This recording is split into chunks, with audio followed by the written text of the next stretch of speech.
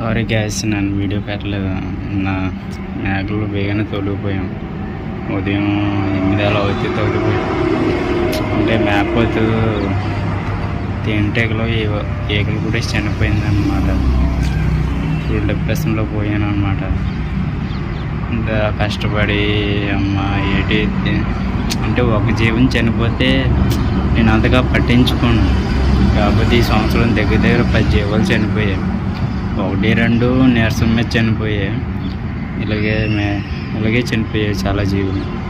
చాలా బాధగా, ఎందుకంటే నేను గల్ఫ్ కంట్రీకి వెళ్ళి ఎన్నో నిద్రలేని రాత్రులు వర్క్ చేసి సంపాదించుకుని కొనుక్కున్నాను. ఆ జీవాలు ₹1 కూడా నేను తినలేకపోయాను. చనిపోతే ఎంత బాధ చెప్పడం.